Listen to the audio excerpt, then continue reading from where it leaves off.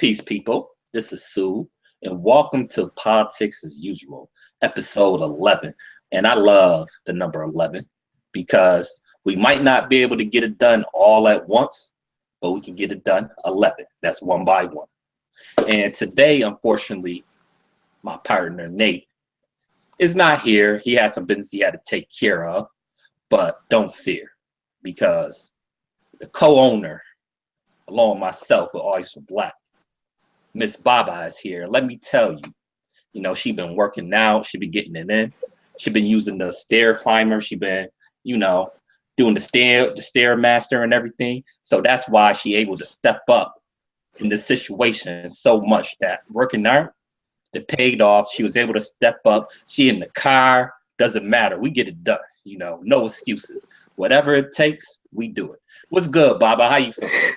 Yo, I'm so mad at you. But, respect. At first, I was going to be really upset because you said, unfortunately, just to state that Nate was not here. Shout outs to Nate, brother Nate, whatever you got going on. Kudos to you. But yes, I am standing in the gap for him today. So bear with me, people. I am in the car and it's like sunshine. And I feel like Beyonce right now. Shining, shining, shining, shining. Yeah. But in any event, I'm very happy to be here. So I'm ready to roll whenever you are. Word. And hopefully we can get it together because sometimes this hangout be acting up because froze a little bit. It was a little bit of the robot going on, but like not too much, not too much. It's cleared out at the end. So hopefully YouTube Hangouts is not on that bullshit today because I don't got the time. I ain't trying. Well, to be honest, I don't even think that was YouTube Hangouts. I think it was just like my bum ass dance moves. Oh, I'm glad I missed the dancing. I'm glad. But anyway, so Miss Baaba, how you feel being on your first episode of Politics as Usual? Well, politics is not really my strong suit, and I'm very adamant about that. I don't want to put on any false pretenses about that. I like to be upfront and honest, but I do believe that politics is very important.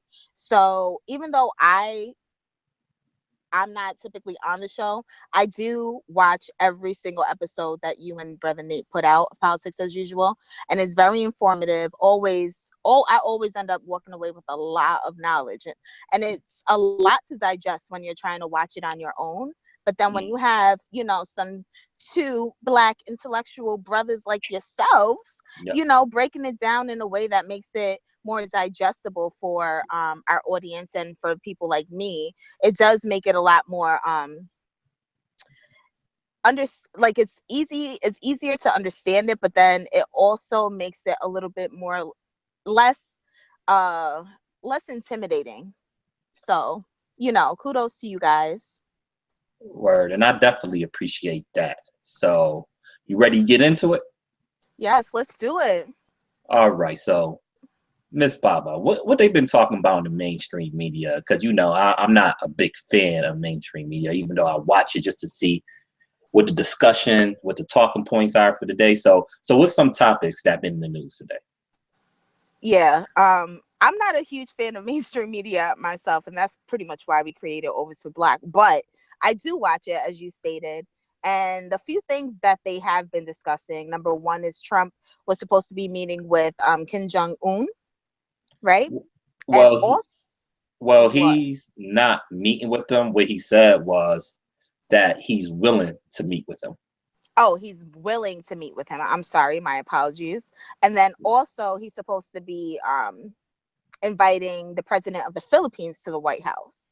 Now, explain what both of those two situations mean. Like, why would he be willing to meet with the North Korean leader, number one? And then number two, what does it mean to go ahead and invite the president of the Philippines to the White House?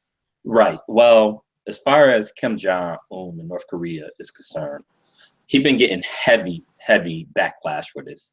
And I'm not one to defend Trump at all because he's a fuckboy extraordinaire. But on this particular issue, I'm not really defending him. Mm-hmm. But to me, it's not as big of a deal as some other people is making it out to be. And let me explain. Because right now, tensions is high with North Korea. very high. He helped escalate the tensions with his language, and him saying that he's willing to meet with him. I would rather him say that than the other stuff he's been saying. If it could potentially lead to de-escalation of the tensions, I don't have a problem with it. I'm not saying that Kim Jong Un is a good leader. Actually, he's a terrible leader. North Korea got severe human rights problems. They got the concentration camps. People are starving in the country. So they definitely not an example to hold up. But to be real, some of our allies are brutal dictators as well. I mean, so we are ally of Saudi Arabia, which suppressed their people rights. The president of Turkey, Erdogan, he just won re-election and kind of be taking over more power in Turkey. And, that's an ally too. So we have alliances with all sorts of countries. I'm not saying that North Korea should be an ally, but, I think it'd be the best for the world if we don't have war, because they developing nuclear technology. They can cause devastation in South Korea and Japan, and if we can avoid that situation, let's do it. Let's avoid it. And this was an issue that was raised back in the 2008 primaries with Hillary Clinton and Barack Obama at the time. Senator Obama at the time, or candidate Obama, he said he was willing to meet with world leaders that we had problems with, and Hillary Clinton disagreed, and they kind of pounded on him for that. And I kind of see this right here. But I understand the criticism too, because the way Trump talked, it's just crazy, because he's saying how Kim Jong Un's a smart cookie, and seemed like he kind of bigging him up, which, and again, I don't like that, but if it can de-escalate tensions, I can live with it. So that's my opinion on that. Well, let me ask you, did he say verbatim smart cookie? Yes, verbatim. Oh my God. Okay. Verbatim.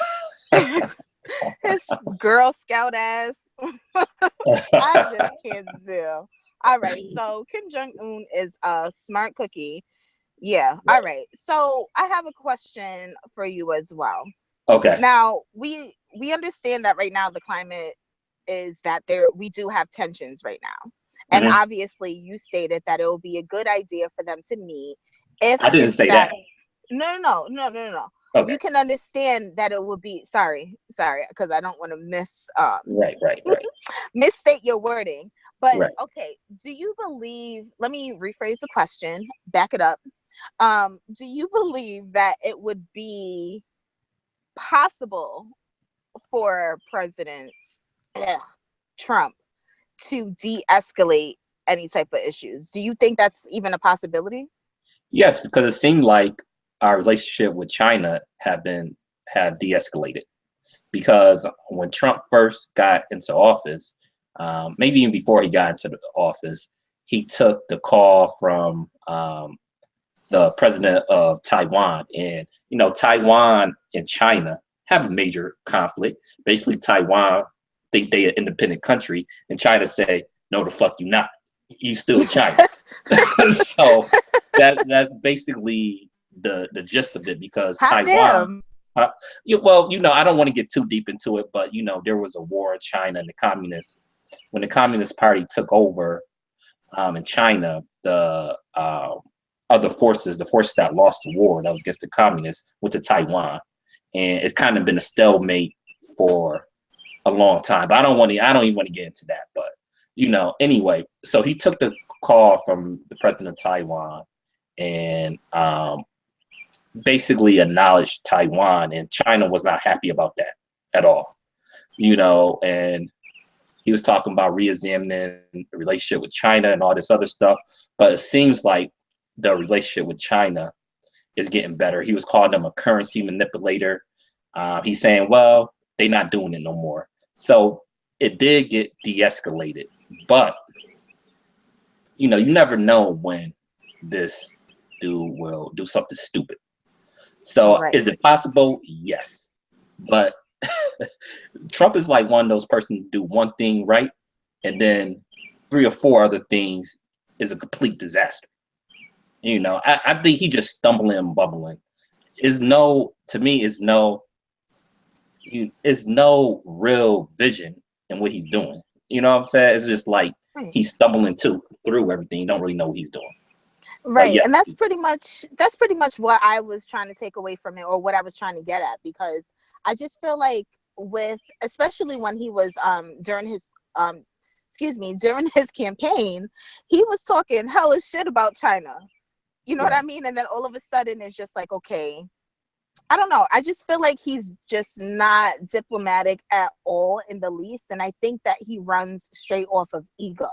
And I feel Definitely. that with I feel like there are very clear similarities between himself as well as Kim Jong Un. But if something were to go wrong, or somebody would, I feel like it's just too easy for things to just go in disarray. You know what I mean? Like Absolutely. right. And that's one thing that I'm more so concerned about. Like if Right. one person says the wrong thing, then the other person is going to react by like a nuclear bomb, and it'll be Right. like something so small. You know what I mean? I think tensions are just so strained between the two countries, and I don't feel that either of the leaders are tempered enough to actually have productive conversations surrounding the real issues. Right. And that's why, going back to my original statement, I'm not as mad as some other people about this, because I think this might help. So if this helps even a little bit, fine, because Trump is doing all sorts of stuff, because we got this missile defense system in South Korea, and he said that South Korea should pay for it. And that's causing kind of straining relationships with South Korea. And then like his national security advisor, McMaster, said, no, we gonna pay for the system. And they have election coming up. So it's a lot of issues going on there with Korea. So hopefully, this lead to something positive. Okay, well, if you, the political guru, could be optimistic, then I guess I can have a little bit of faith. Just a Right. little bit. And Just let me like just that say, much. my opinion is probably in the minority here, That's because he's okay. been getting killed in the mainstream media for it. And I don't even want to make it sound like I'm defending him, which, I try to look at every policy objectively. And I hate to give him credit with anything, but, this is kind of like a backhanded compliment, without my opinion on that one. Right. Now, Right. I have more of a problem with him inviting the president of the Philippines to the White House. To me, Okay, so explain why. yeah, well, the president of the Philippines, man, something is wrong with this. This dude is a tyrant. He have a policy where he's executing drug dealers and drug users in his country, not just locking them up, executing them. And he given police officers in his country the authority to execute drug users and drug dealers. And he even now encouraging civilians to murder so-called drug users and drug dealers. Oh my goodness. So, I'm sorry. I have to cut you off right there. okay. The first thing that brought to my mind is the fact that Trump decided to call himself the candidate of law and order. Remember how he stated he was going to try to correct the issues that are going on with Chicago? Mm-hmm. Correct, right? So Yeah. I'm just like, is this somebody? Oh, okay. Go on. I'm sorry.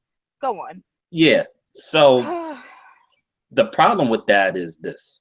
First of all, the policy is stupid, because drug dealers and drug users shouldn't be executed, number one. And then number two, there's no due process. It's a stupid law to begin with, but how do you know the person is actually a drug dealer or a drug user? So somebody that just want to kill people, if you a cop, or even now civilians, can just say, oh, I killed him, but he was a drug dealer. So what's the checks and balances? It's gonna be like that Dave Chappelle skit. Which one? where the police officer just came and killed him and just like sprinkled a little crack on him Right. at the Oh end. yeah. Killing me Yeah, softly. like Yeah. right. Yeah. Ugh, The comedy special. horrible. Yeah. So he's doing that. Under the president of the Philippines and President Obama kind of got into it before Obama left office because even Ooh, though tell me more about that. yeah, the U.S. human rights record is not great. However, Terrible. I in this situation the U.S. is right because what the U.S. and what the Obama administration was telling him was like basically try to chill out, and that basically create a little bit of tension between the two countries because this clown's the president, right? And he called Obama. I don't know. I guess this is a common insult in the Philippines, but he called Obama a son of a whore. So, I could see why that would be taken. It's like what you said about my mama. right. So That's horrible.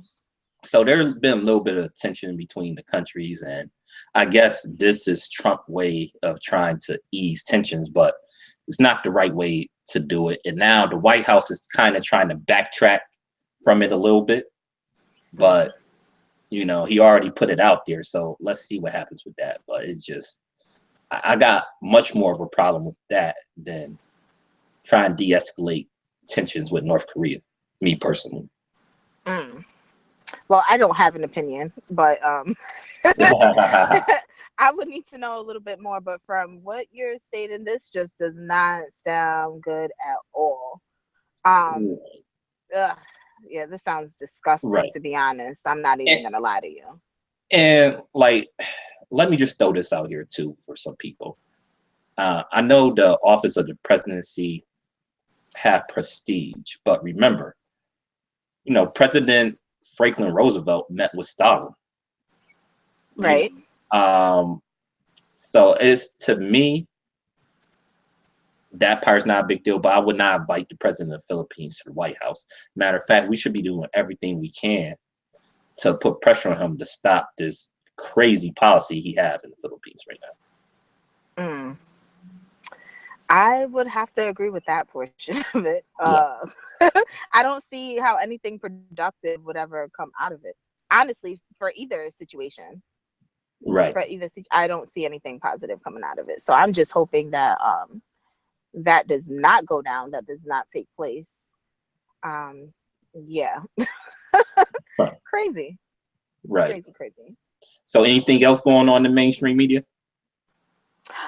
Yes, another thing I've noticed is that they already talk about jumping the gun. They already talking about, like, hot damn. You say what? What did you say? Can you hear me? I can hear you now. Go ahead. Okay. I said, speaking of jumping the gun, they already started talking or having discussions and conversations about the presidential election for 2020. Is this normal? They start this early usually? Man, it's kind of crazy, man. Like, because we haven't even had the midterm elections yet. The midterm elections in 2018. So it's really early, but this would keep the ratings going. So, well, you know what I was gonna say? I know exactly why. I think Trump just hasn't been tweeting as much, so they lost a lot of their their content. maybe. And to be fair to the mainstream media, I guess Trump is already basically running like re-election ads already. It's crazy. He only been in office a little bit over 100 days. He already got kind of like re-election ads running. So that's crazy. And I guess they've been tracking movements. Joe Biden then has some events, and I guess he might be flirting with the idea of running, even though I guess he recently said he's not going to run, but it seems like he might be flirting with the idea. And Joe Biden is old as dirt too. That's not something I really want to see. Plus, I think there's better candidates than Biden. I don't hate Joe Biden, but there's better candidates. So they've been following him. And there's been another report. I think the New York Times reported that about a quarter of the 48 Senate Democrats is thinking about running in 2020. So that means about 12 Democratic senators is considering a run in 2020, including Bernie Sanders might run again, Elizabeth Warren, Cory Booker, Kamala Harris. Those are the names they mentioned, and some other lesser known senators like Amy Klobuchar, Christian Gillibrand from New York. So all these people is, I guess, flirting with the idea of running for president. That's and gonna also, be. I'm sorry. Go ahead. And also, I guess there's speculation that Trump might actually have a primary upon it. John Kasich, they saying that he might be flirting with running against Trump in the Republican primary in 2020. He's the governor of Ohio, John Kasich. He ran for president last time too. He only won his state. He only won one state, but this is just a speculation. I'm not going to spend too much time on that, but you have any thoughts on this? Well, at least he won that. Right. One thing, I just thought it was funny that the conversation started so early. But also, I wanted to ask you, do you think that America is ready for a Black female president? Or you think we need a few years to digest that we had a Black male to begin with? Well, I think Obama in general is a special circumstance because a lot of people doubt, like say Barack Obama was my complexion, would he had the same success if he wasn't half white? So there is speculation about that. I think it could happen. I think it could happen, depending. Not in 2020. I think it depends on the candidate. Like somebody like Michelle Obama, because she got that name recognition. I think even more than color. And don't get me wrong, if you Black, you definitely at a disadvantage just because we still have a lot of white supremacy policy. A lot of people in this country have a white supremacist mindset. Have major prejudice out there, but I think the right candidate could possibly win. Somebody like Barack Obama. I think it have to be. Michelle Obama. I think it have to be somebody with major name recognition, though. Right. I definitely agree. And I think that with Michelle Obama specifically, she was very likable. And I know that obviously it takes more than just to be likable, but she's very intelligent. And it just seems like she has really great core values. But so I would kind of like to see that. Not kind of. I definitely would like to see that. But I will Michelle also Obama like to specifically, or a yes, Black Michelle. female? Well, a Black female, but it would. I mean, I can't just say Black female, and because that could just be anyone. I mean, like that could be like Nicki Minaj, and we don't want that. You know what I mean? But someone along the lines of like a Michelle Obama. I would like to see someone that has a lot of like fervor and fire, but I don't even know if that type of if America is ready for that strong, like a Marilyn Mosby.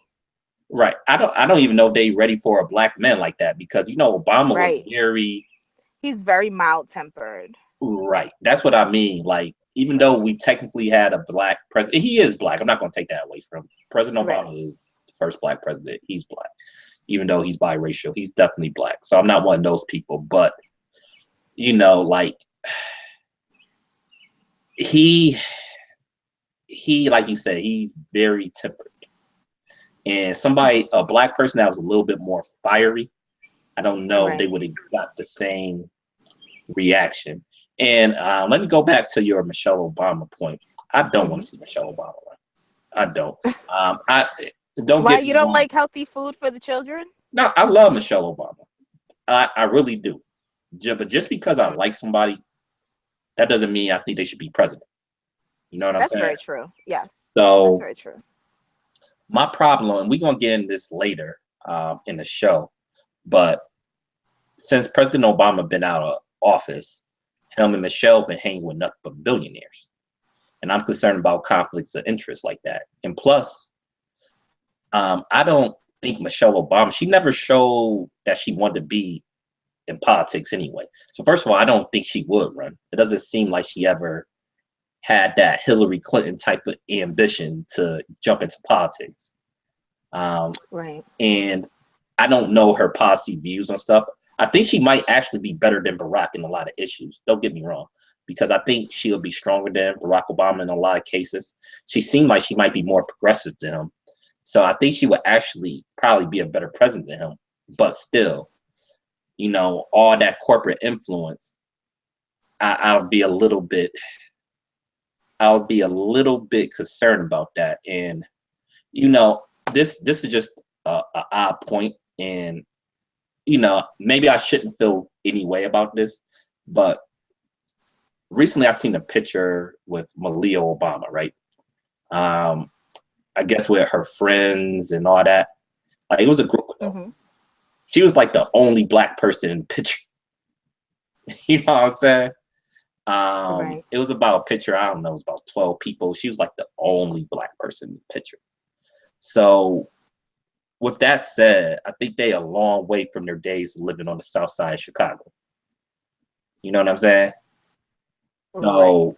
that's why I'll be a little bit hesitant with Michelle Obama. Now, if you want to support maybe a potential black female candidate for president or even like, you know, governor or somebody like that, somebody I absolutely love is Nina Turner. I love Nina Turner with a passion. She bring that fire, she bring that heat every time. And I think she really is for the people. For those who don't know who Nina Turner is, she was a former state senator in Ohio. And her profile been raised a little bit because during the primaries, she was like Bernie Sanders' best surrogate. You know how, you know, she endorsed Bernie Sanders. She went out on TV and she was killing it every time. Right. She was probably one of his biggest assets, I think. So if you're looking for potentially somebody, a black female star to rise, look at Nina Turner. If you don't know who she is, look her up. She's the truth. Mm. Now, I wasn't familiar with her name until you mentioned Bernie Sanders, and I was like, oh, okay, I remember. And that's pretty much, I think, what we would need if there were to be a black female to run. I definitely don't think that they can be mild tempered. Like, I think you would have to have that fire, and it's either they're gonna accept you for what it is or not. But that's what I would like to see, at least. That's what I would definitely like to see. But we shall see. Who knows? Who knows? Right, right. And let me get this clear. I'm not one of those people. I'm done with, I've never was like this, but I'm not supporting anybody just because they black. They have to really understand the community issues. You know what I'm saying? So just because you black, that doesn't mean you automatically gonna get my support. Not at all. You know what I'm saying? Oh, well, that should go without Yeah. saying, but I'm very glad that you mentioned that, because that's 100% accurate. Like, we're not going to go ahead and vote someone like motherfucking what's his name, uh Supreme Court Justice Clarence Clarence Thomas. Thomas. Like, we're not doing that. Right. We're And not even doing not that even at to all. that extreme, like somebody like Cory Booker, who might run for president in 2020, who do kind of have a national profile. He was the former mayor of Newark, New Jersey. New Jersey. He's the current senator, U.S. senator from New Jersey. I'm real suspicious of him. He did some things that made me raise my eyebrows. You know what I'm saying? And I already got funny eyebrows anyway. But you know, yeah, he did some things that I just didn't like. His corporate influence. There was a bill in Congress that was basically to lower prescription drug prices. the bill was going to allow importation of prescription drugs from Canada, because currently we don't have that in the U.S. and that's why drug prices are so high. And currently the government can't negotiate, with prescription drug prices too on the federal level. So the bill was going to address these issues. He voted against that bill. And then once he got all this backlash, he was like, "Oh no! I just wanted it to meet FDA standards." I mean, like, the prescription drugs was coming from Canada. It wasn't like it was coming from a developing country. And if you look at it, Canada standards is even higher than the U.S. standards. So that was a total bullshit of C. I was just about to say, like, people put so much emphasis on the FDA, like they don't be passing fuck shit. Like, they're not gods. Like, they get paid off just like everybody else. So I don't really take them too serious either. Right. And I'm sorry, but that's the guy on the street about it. But it is what it is. And speaking of that too, Kamala Harris is a Black female. She's a senator from California. She was Kamala Harris. Yep. She just got elected U.S. Senator of California. Before that, she was the Attorney General of California.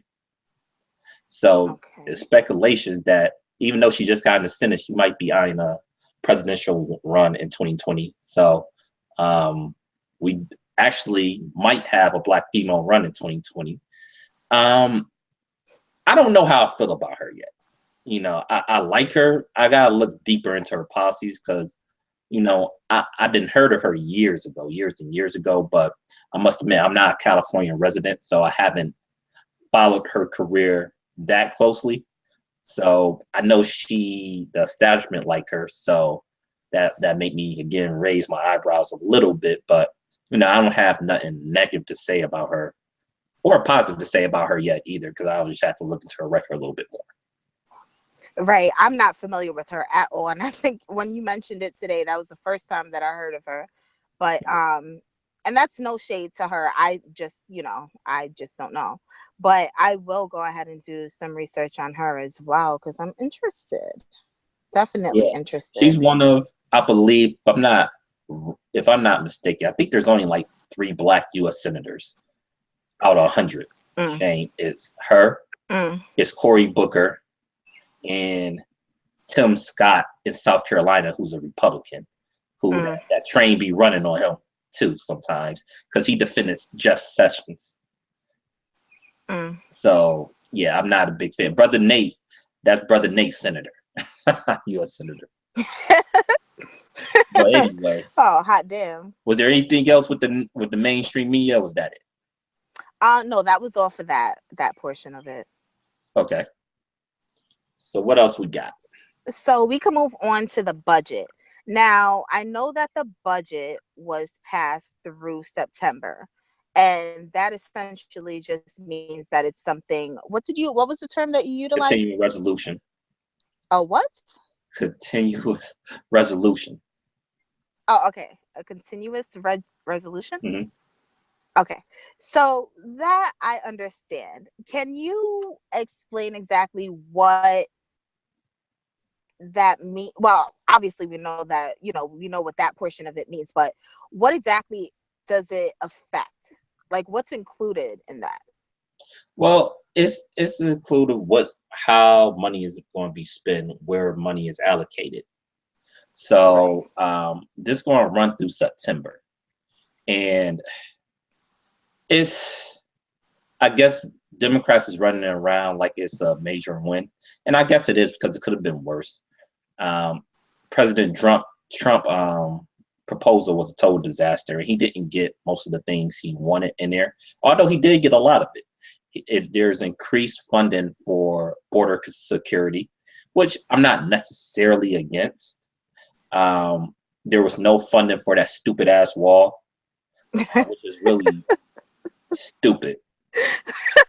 I mean, it's impractical. It's expensive. It's stupid, and I don't even think it would stop illegal immigration. It's such a stupid idea, and you gotta like anybody that believed Mexico was going to pay for the wall I'm going to say they naive just to be nice.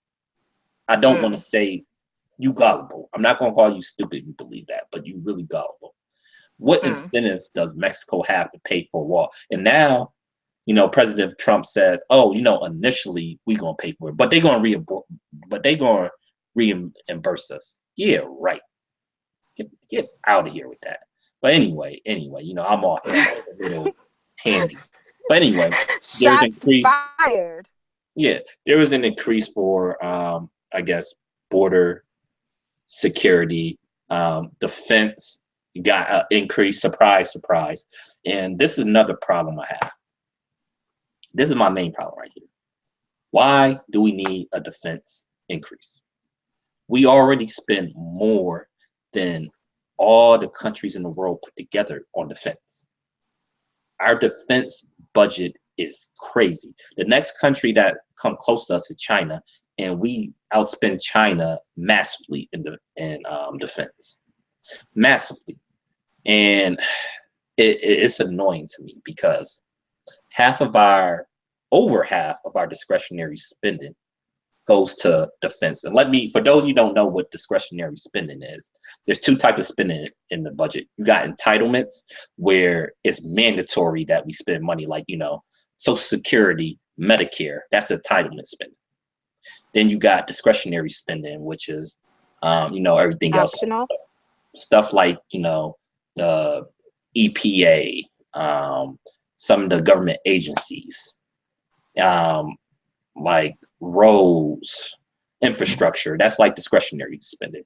But over half of our discretionary spending goes to defense. And our discretionary spending is about 1.2 trillion, roughly. It varies from year to year, but, something like that. So I believe in 2016, it was around 574 billion in defense. I think in 2015, it was around 600 billion. So, it's ridiculous. If anything, it needs to be cut, not increased. Right. So, I think I have a question really quickly, and this is kind of out of left field, but since we're on the on the subject, I wanted to know if what pool does education fall under? Is it entitlements or discretionary? it would be discretionary. It will be, okay. Yep. So, and part of the budget, you brought up education. I think they put about 98, because this is just coming out, so I gotta digest the budget, because there's a lot of stuff to look at when you look at the budget. So hopefully everything is accurate, because I gotta look at it a little bit more. But from my memory, I think it's $98 million been put with this scholarship program in DC for I think it's basically like the school voucher stuff and pushing towards charter schools. So I don't know. There's different opinions on that. But I'm not going to get too much into that. But my main point is, it's funny what we put our money into, because they cut in the EPA by 1%, which to me is maddening, because we just had the Flint water crisis. So right. The EPA need to be revised and basically be given more power, and see how stuff like the Flint water crisis can be prevented, because it's not just Flint. I think we talked about this before. Maybe it was on the podcast, where you got cities in this country where the lead level in the water is higher than Flint. So, right, like in the Bronx. Right. Right. And also, we got to think about environmental issues differently, because I think it's the way like some environmentalists go about it, because some of them are nutty. But environmental issues is big, especially in the Black community. I mean, right here in Buffalo, there's a Black neighborhood on the east side of Buffalo right now. It was a former American axle plant where they had some type of chemical that's harmful for humans, and GM was supposed to pay for it, but they went into bankruptcy and another company bought it. Now it's a big dispute about who should pay for it. You know, so the state's saying that the new company that bought it should pay for it, and that company saying no, it was GM problem. GM had paid, agreed to pay for it. They should pay for it. So now, while they trying to figure this out, you know, the people in that community is put in danger. You know, and the problem is that, you know, sometimes it can leak into the sewage, and now that's a problem now too. They're concerned about it might leak into the sewage and all sorts of stuff. So you got lead problems, you got issues like that, you got polluted water. Is known because, you know, we talk about global warming. I think this is a mistake that liberals make, because when you talk about global warming, it's hard to digest that for certain people. You know what I'm saying? We talk about climate change and all that. Right. They should just stick to environmental issues like pollution. It's known that if you have a highly polluted area, there's more effects like asthma. Right. That's, you know, so very true. Yeah. Yes. Lead too, and lead have been proven to be very dangerous to humans. It affects the brain, especially of young children. Right. You know, like a lot of people think the reason why the crime rates went down was because they took lead out of gasoline, and there's no more lead paint. You know, some houses still have that stuff, but we reduced that, and when we reduced that, crime levels went down because a lot of that was in poorer communities. Right. You know, there's no more lead toys, so we gotta stop thinking about environmental issues like tree hugging liberals. You know what I'm saying? Like, I don't think sometimes we realize how this affects us.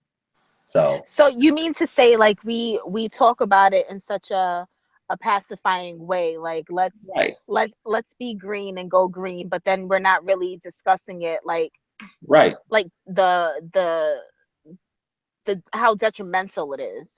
Right. We're not taking a stance like that. Like, we're dying. Like, that's how they should be running their campaign. Exactly, because they keep saying, okay, the climate is warming. Oh, we about to reach the point of no return. And a lot of people roll their eyes like, oh, okay, I don't see how it's affected me. You know, just stick it. Simpler talking points is pollution is bad. And if you got the Trump administration, you know, repealing some of the Obama era regulations, is bad because coal is doing a lot of damage to the environment, is unhealthy for people to breathe in, and like they repealing so much stuff. They repealing some water pollution stuff, and this is dangerous. Right. You know? And what's going to happen is people not going to take this stuff seriously until it start affecting, you know, more well-to-do areas. Of course, and that's what my next point was actually going to be, like, you know, in order for them to really take these things seriously, it's sad, but it's true. Like, it has to directly affect them. Like, there's no other way, because they're not going to look at it and be like, oh, my neighbor or, oh, my counterpart that I don't like in the first place is dying, so let me go ahead and try to help them. You know what I mean? Like, they don't think along those terms. So you're absolutely correct. Until it hits them, like, I'm sure of it. If the White House had brown water and Trump only had access to brown water, you know, and poisonous water, he would all of a sudden, like, it will be like it'll be impetus for him to go ahead and create some sort of change, like, immediately. You know what I mean? But for whatever reason, it's sad, but it's true. Like, it doesn't hit them until it hits them specifically. Correct. And just speaking of that too, there was an incident that just happened in Flint, Michigan, where it was supposed to be a town hall meeting, but instead of having the town hall meeting in a public place, they had it in a fucking church, which really makes me mad, because normally I wouldn't care if it was held like a regular town hall, but because it was in the church, they made up all these stupid rules where they was arresting people because they wouldn't take off their hats, because it was disrespectful to have a hat on in a church. Come on, separation. Seriously, of churches. There's video on this. Get out of here. There's video on this. Like, a matter of fact, I'm gonna give credit to the Young Turks politics. Like you have the Young Turks channel, then they have a specific channel called Young Turks Politics. I think the reporter name is Jordan Sheridan. He did a good job of reporting this, and he was actually there. It was filmed. The mayor is supposed to be answering questions. So you have people that have severe health problems. So I think the reason they probably had it in this church so they could do this. So they was arresting people for stupid reasons. And this specific incident wasn't just a black, even though Flint is a majority black city, there was arrested white residents of Flint that was getting mad about it too. So they was, you know, it was sad. It was really a sad incident. And the police commissioner and the mayor and the whole government, every government official there should be ashamed of yourself. It was disgusting. Did they serve them the poisonous water? Because that would have been the first thing I did. Like, hey, let's have a town hall meeting out here, and let's go ahead and pass out waters. Did you want ice in that? You want room temperature water? You want ice? Yeah. Oh, yeah. And first of all, sick. I wonder if they arrested people for having. You couldn't curse. Somebody got arrested for cursing. That's a damn shame. Like, first of all, when did it become illegal to curse in the church? Exactly. Secondly, we have separation of church and state. Why are you having a government event in a church in the first place? That doesn't make any sense. But I just want to, I know this is going off a topic a little bit, but I just have to like just drill it in people's minds that Flint still does not have clean water. They still don't have clean water. And for a lot of them, it's so crazy because they're still required to pay for that water. That is not clean. That is unusable. And then if you don't pay for it and your water gets turned off, then what they can do is send the equivalent of child protective services to take your children away because it is I guess it's considered child neglect if you don't have running water in your household. So although the water is dirty, they're still making you pay for it. And then I just can't. It's ridiculous. Yeah. So at the end of the day, environmental issues are very, very important. And I think that's how you're supposed. Yeah, this is how you're supposed to talk about it. Don't talk about it like, oh, I want to build another tree, kumbaya. Right. Like, you know what I mean? Like, let's get down to it. Like, seriously. Right. I can't. Because it's not going to hit, you know, a lot of people in our community because we got other shit we got to worry about. We're worrying about surviving. So the way they talking about it, it's just not going to resonate with the average person because we worry about paying bills. We worried about, you know, keeping houses. So, you know, a lot of people not going to really grasp the full importance of it, talking about the way we talk about it. And the reason why we brought that up is this. The budget, going back to the budget. This is where some of the money that's going towards defense should be going. Right. You know, and then also, this is not part of the budget because we're going to move off the budget a little bit right now. I'm going to go on to another topic, but Trump, again, he forwarded out something about his tax proposal. Remember, it's the major cut in corporate taxes, which, you know, as me and Brother Nate discussed last week, if they close the loopholes, I won't be totally against. However, they probably that's not going to happen. Right. And the other problem I have with it is the infrastructure bill that he's supposedly going to float out there. He floated out there putting a tax on gasoline on it. So you're cutting taxes for rich people, but you're going to put a tax on gasoline where it's going to affect, you know, the average person pockets.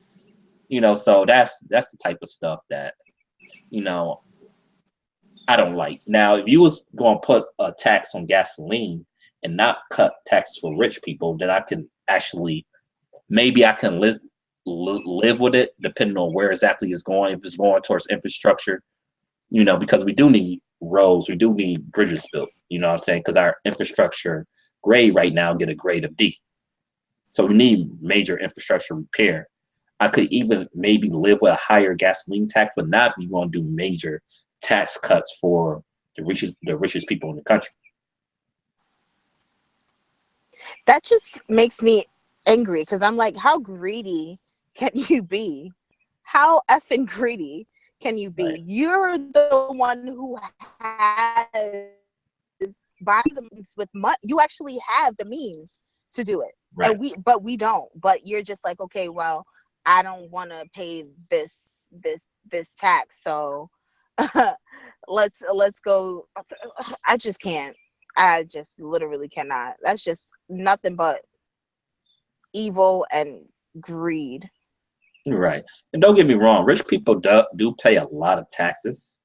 However, like the percentage sometimes don't match up, and they have a lot of loopholes too. Right. So it is what it is. I don't want to make it out like rich people don't pay any taxes, because a lot of times a lot of them pay a lot of money, but sometimes the percentage is not that high, especially if you're doing stuff like capital gains and stuff like that, some bankers. But it's a complicated issue. Right. Anyway, what else we got? All right. So we are moving along to the healthcare plan. Okay. Yeah, all right. So this healthcare plan is like motherfucking Jason or some shit, or Michael Myers. This shit won't die. It keeps, Oh every shit. time you think you killed it, it keeps coming back. It's like Freddy fucking Walking Krueger. Dead or some shit. Like, god damn, man. Like, yo, when's this shit gonna die? And this is why we said this. Me and Nate was talking about this. I said this a few episodes back.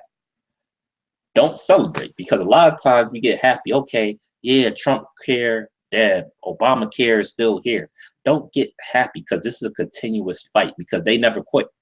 They never quit. They bringing back this healthcare bill. Now, I don't know if they have enough votes to pass the House at this current time. It seems like they still don't have enough votes, so that's good. But look like they might be getting closer to at least passing the House. But even if it passed the House of Representatives, it have to pass the Senate too, and I don't know if it'll pass the Senate. But anyway, the proposal that being floated out is horrible, horrible. And Trump is just straight up lying. He's saying that pre-existing conditions, which is a major part of Obamacare, Right.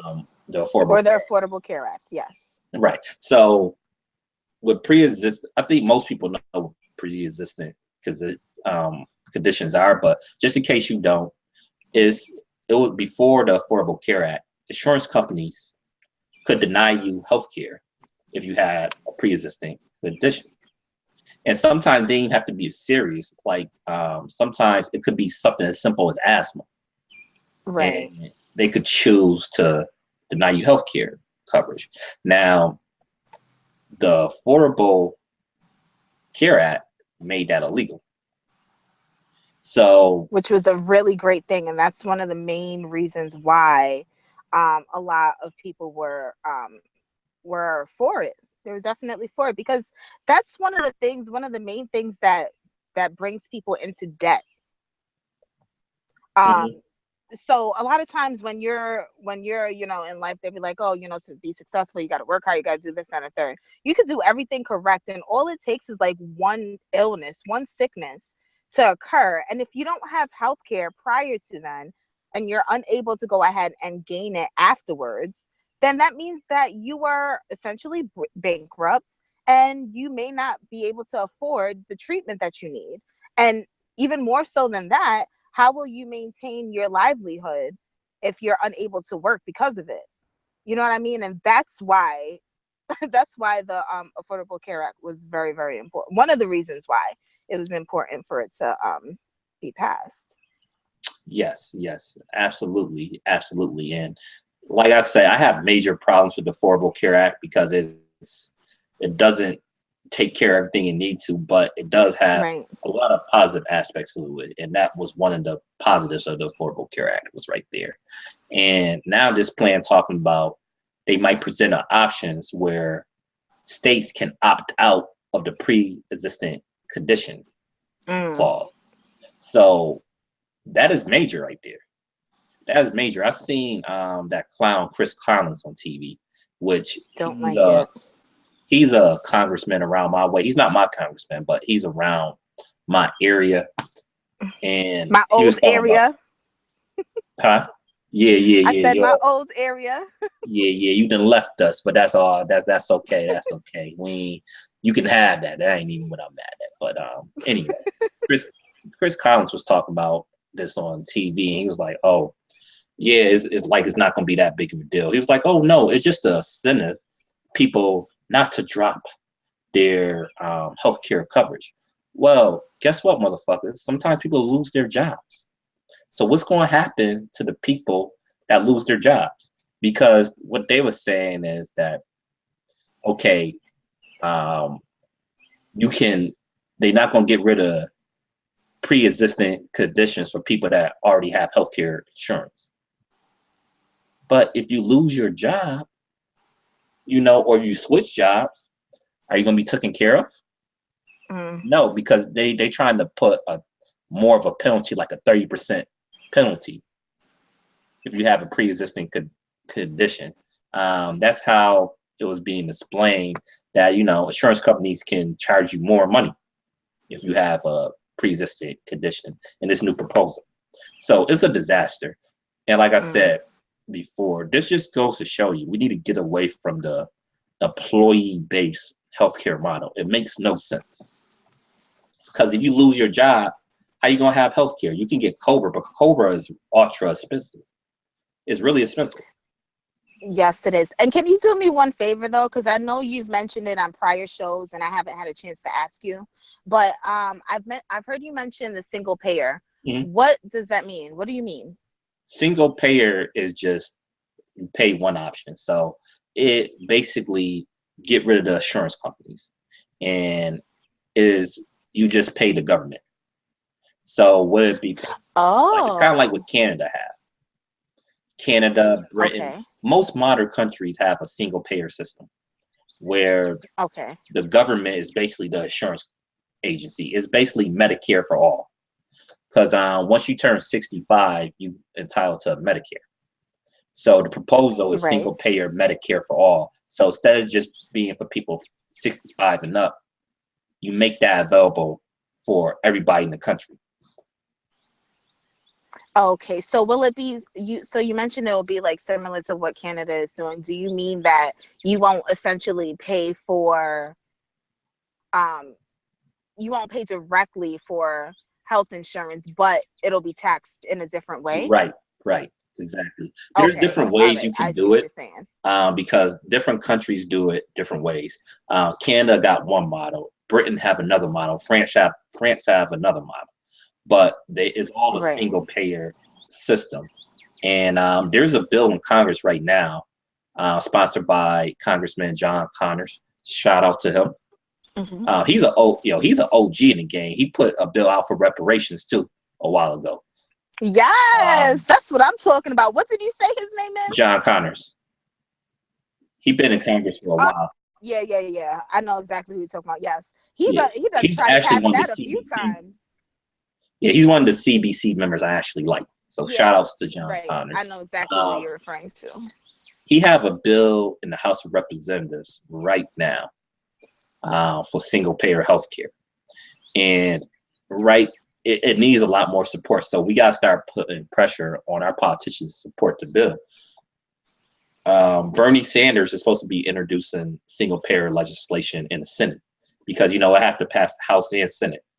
And then their versions have to meet, and they have to come up with a deal that can pass both the House of Representatives and the Senate to send it to the president. Now, right now, Democrats don't have the numbers, and a lot of Democrats is not on board with it. So those Democrats that's not on board with single payer, or at a minimum of public options, need to get up out there. We need to get them out of there. Right. Straight up. Because again, this is life and death issues. There's no reasons you should go bankrupt if you lose because you have an injury. If you lose your job, you don't have health insurance. It is not a good system. Healthcare, even if you have a job, If you look how much of your check is going towards healthcare, you pay a lot per month per healthcare, even if you have a job. You know what I'm saying? So the Right. healthcare coverage is not free anyway. You're paying for it through your employer, but they buy in a group model. So, man, single payer is desperately needed, or like I said, at a minimum, a public option. So that's all I gotta say about that. And that just goes to show you, even if you get a victory, you can never sleep because they try to bring that back. So keep an eye out for that. Make sure that this healthcare bill do not get passed. Thank you for bringing that point across, because I think a lot of times we do fall victim to, oh, yay, okay, it was done, it didn't get passed, so yay, let's celebrate. And then you do forget that it's never really over until it's over, and it's never really over anyway. Yep. But in any event, moving along, did you have anything else to add to that portion, or are you good? Nah, I'm done. Okay. Are you finished? Or are you done? Is you finished? Is you finished or is you done? That was the dumbest thing I've ever heard. Oh my god. Anyways, so before we went live with you guys, me and Brother Stu, we were talking as we normally do, just prepping, getting ready for the show, and he told me that we're going to be talking about the revolving door. Now, this is a terminology that I was not familiar with. So, what is the revolving door? What do you mean? What is that?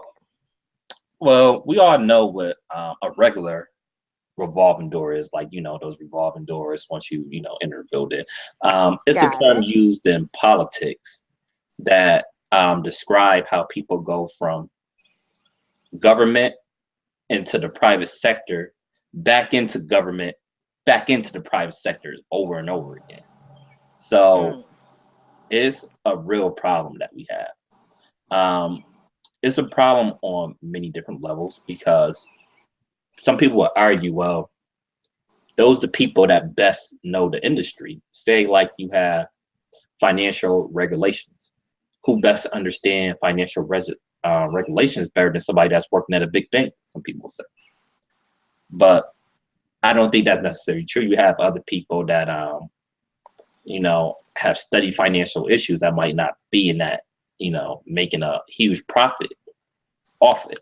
And what it does, it create a conflict of interest. Right now, the most famous bank right now is what? Goldman Sachs. And President Trump talked about Ted Cruz. He talked about Hillary Clinton during the campaign, and he railed against Goldman Sachs. Guess what? He got Goldman Sachs people in his administration. His main economic advisor is from Goldman Sachs. But that shouldn't be surprised that he's a hypocrite. But let me ask you this, because that just reminded me. I believe that Trump was completely against. Trump was definitely completely against the lobbyists doing that. Correct? Yeah. Right. Well, he claimed a lot of stuff, but right, exactly. But I'm just saying, like, at that point, he was like, oh, yeah, we should stop this because that's not right. And I was like, oh, okay, that's actually something I can get behind. Does that mean that he's going to do that or be that way? Probably not. But it's just funny that we're discussing this, and I'm sure that he's probably a mess. Just a mess. So right now, they talking about repealing legislation that was passed under President Obama, the Dodd-Frank Act, which didn't even go far enough. It didn't go far enough at all. But the regulations that were under that, they talking about repealing. And wait, before you go any further, let me just explain Dodd-Frank. Dodd-Frank is just a list of governmental regulations that takes place, which is mandatory for entities to adhere to. So depending on like what products you are trading and things of that nature, you would definitely have to adhere to certain specific protocols, so to speak, in order to trade. So it's just a way to checks and balances and trades. Right, exactly right. what a lot of people was talking about, and even this was even in the Republican platform, and usually it's not, but Trump even talked about Glass-Steagall. Bernie Sanders was really talking about Right. Glass-Steagall too. It was a law that was passed right after the Great Depression that was Mm-hmm. repealed by President Bill Clinton, Yep. Congress there. And basically what that did was separate regular banking from commercial banking, because it is really big. That helped leads to the crash because Right. it leads to banks taking unnecessary risks. And it is setting up a dangerous situation where they can actually crash the economy again. But it's not just with the financial industry. You have the same thing going on with environmental agencies. You have, stuff going on in the state where you have lobbyists. You have former politicians turned lobbyists, and they come back and lobby their former friends in Congress, and they get paid big money for this. And one of the reasons I wanted to talk about this is, like I said earlier, I wouldn't be as hyped as Michelle Obama running for president, even though I don't think it's going to happen anyway, as maybe some other people, because since President Obama been out of office, he's been chilling with nothing but billionaires on yachts and stuff like that. Enjoy your vacation. I'm not mad at that. But he still have a lot of influence in the Democratic Party. And if you're chilling with billionaires, where your loyalty really going to lie? And also, he's getting paid $400,000 for a speech on Wall Street. And this was a big issue during the campaign with Hillary Clinton, because Hillary Clinton got paid $400,000 for 2 different speeches at Wall Street, at Goldman Sachs. So Right. you have an industry that just crashed the economy in '08, and they got bailed out. Nothing really happened to them. They didn't learn their lesson at all. And you're taking money, major money from them.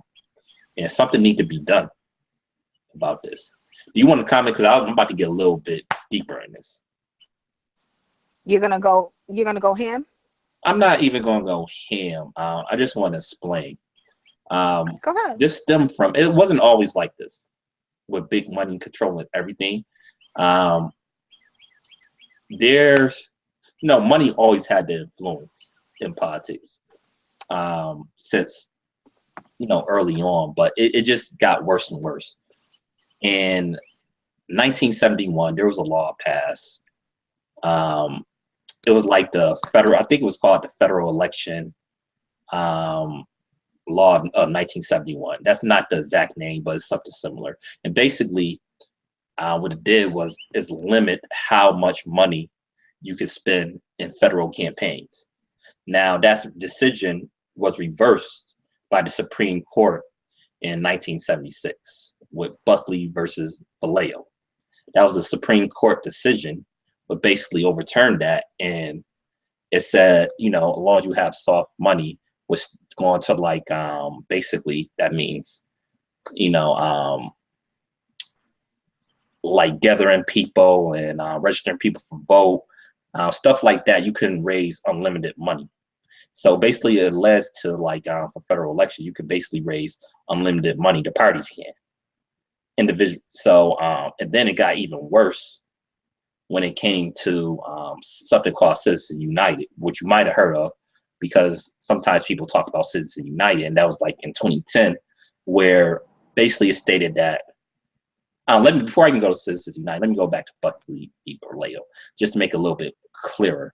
The reason why they overturned it, they said that limited how much money you can spend in a federal election violated the First Amendment, which was freedom of speech.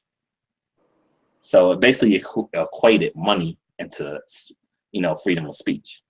And then Citizens United took it even further in 2010, where it says that corporations are human beings. And that makes no sense. And basically it said that corporations, labor union, and political PACs can raise unlimited money and donate, a limited amount of money. And it makes it even worse because, before they had to disclose where they was getting this money from. Now it allows dark money into it. Dark money is basically like you don't know who's donating. So it making the already corrupt system even more corrupt. So you got all that. Was that clear? Yes, it was. I'm listening because this is actually a portion that I actually understand. Cool. Good. So I was like, oh yes. Like yeah. I'm all familiar with the Dodd-Frank and the Glass-Steagall, and yeah, so all that stuff. I was like, yes, my brother, yes. Good. All right, so this is something that need to be addressed. In the meantime, you know, I always say that us as a community, as Black people, we got to start thinking about this differently. That's why we always stress group economics, why we got to get our economics up. Because why are politicians going to listen to our issues when they getting paid from all these other places? Now, us as a community, are we going to be able to raise as much money as maybe the prison industrial complex? Maybe, maybe not. But even if we don't, at least we have something. We'll have some skin in the game. You know what I'm saying? Where we can at least get some of these politicians to listen to our issues. You know, so we have to get into this game because we're getting left behind as usual. So all these protests and stuff like that, they're getting paid by the corporations.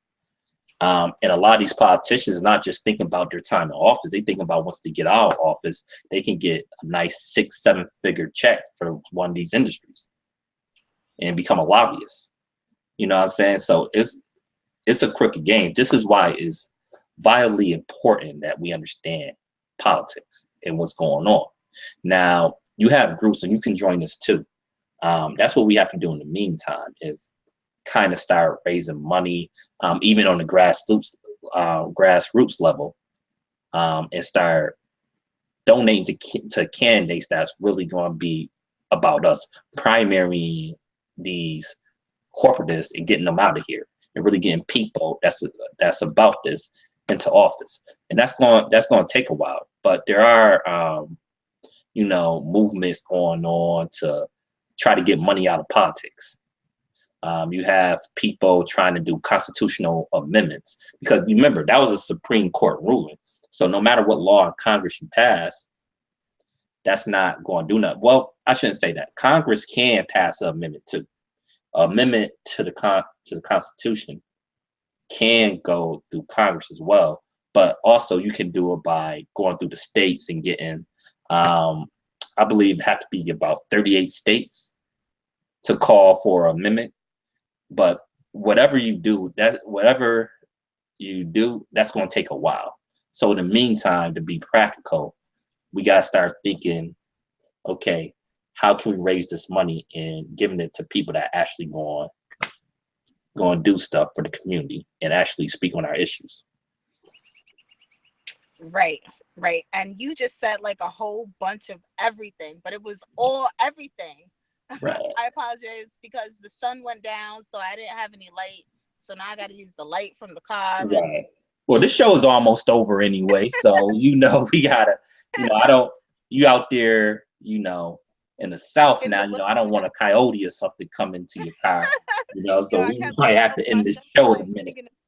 Bear coming, but no doubt. But yeah, you have anything to add to this, Ms. Bauer? Not to this conversation per se. I think you said a lot of, you hit those points. You definitely did. And I think that I did want to actually add something, and I can't read my own handwriting, so never mind. Yeah, you're supposed to have better handwriting than me, you know what I'm saying? So you should be able to read your. No, I usually do, but I don't know what happened here. Yeah. All right. But to sign off, you know, just remember, these issues are important, and you know, we got some things we're working on with Always Black. We have our Patreon page, and we about to start putting more stuff on that. We got some ideas we working on with Patreon, because you know, I know everybody asks for money, and you know, I don't really like doing that. That's not really my thing, because we still gonna give you we're gonna give you massively free content. But for those of you on Patreon, you decide to be a Patreon member, you're gonna get some, extra stuff from us. You could just to show our appreciation, and we appreciate y'all just for watching our regular videos too. So we appreciate support any way. And the reason why donations is important, I don't talk about it too much, but if you want to become a Patreon, or if you want to go to alwaysblack.com and donate, it's allow us to do other stuff. As you see, where we at coordinating, it's probably not the ideal situation. It will help us, maybe get a studio and stuff like that, just for us to have better quality audio, and things of that nature. It will help us grow, basically. But even something like $2 a month, that will help. $5 a month, if you can spare it. If not, we still gonna do our thing. And like I said, I hate doing that, because I feel like a corrupt pastor. Like, donate, like pass the offering, pass word, pass like the pass the offering, donation plate. So, but wait, pause. was I up. just heard. I swear, I kid you not. I was on Facebook the other day, and I heard someone say that they went to church for Easter and they hadn't been in years, and the church dead ass had a freaking, what's it called, so you could use your debit and credit card for tithes and offering. Oh, so it's no more that. Oh, I'm sorry, I don't have no change on me now. Listen, that's all right. We got a machine right here. Crazy. That's a whole. I kid you not. That's a whole different discussion. Now we ain't even going to get into that. We ain't even going to get into that. But yeah. Shoot, So politicians are holding meetings at the church, so I just thought I'd throw that in there real quick. Right. So with that stuff, it would just allow us to expand and do a little bit more, just to make everything a little bit better. But like I said, we going to grind regardless. But if you can spare it, that's cool. Even something like $5 a month, that'd be cool. So we also thinking about doing a politics as usual podcast more than a few times a week, because we got our radio station. We'll see how my time goes. But I'm thinking about expanding this and doing like a regular podcast, maybe not politics as usual, but maybe like a mixture podcast, talk about a little bit of politics, some hip hop. We'll see how it goes. But we got a lot of stuff planned for y'all. Yes, definitely. All that good stuff is coming into place. And just to reiterate everything that Brother Sue said, because I always have to have the last word, we are trying to grow. And yes, it is very difficult, because we are, it's just the two of us who are the owners. So everything that we do is coming out of our pockets. And it's not to say that we are sad about it at all, because this is our dream, this is our vision. But if you indeed enjoy our videos and think that we have a good message, and just overall think that we have a good content, we would definitely appreciate any type of support that you can offer, even if it's just it doesn't always have to be monetary, but if you do, we do have a donation button on our website. Right. Then we do have the Patreon, but then you can support in other ways as well. You can help us distribute our content. So if you see us post on our Always for Black Facebook page, you could repost it, like, comment, share on it. Also, you subscribe to the YouTube page, Always for Black. Visit our website, listen to our radio station, all of that good stuff. And don't keep it to yourself. If you find a good thing, just like if you were to find a good deal on a pair of shoes or whatever it is, then you would be so willing to run around and tell your friends. That's how we want you to feel with Always for Black. Like, find this good knowledge, get this knowledge real quick, but share it amongst your family and friends as well. And the last thing I did want to say is just in order for us to get things done, we're gonna have to start talking like straight shooters, meaning that we can no longer talk in euphemisms, because I'm goddamn tired about it. So absolutely tired about it. We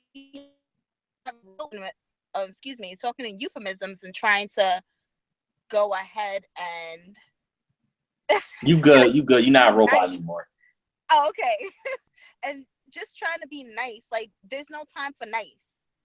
So that's the end of my rant. All right, no doubt, no doubt. So this is politics as usual, episode 11, and Miss Baba stepped up. You know, good having you in your first episode, and Thanks. no doubt. Shout out So, to Nate. Shout yep, out to Jay too. yep. Shout outs to Jay. Shout out to Nate, and this is Sue, aka Mean Nice, aka Amin, aka Amin Desalean. And Peace. I'm just the fabulous Miss Baba. And I'm out. Peace.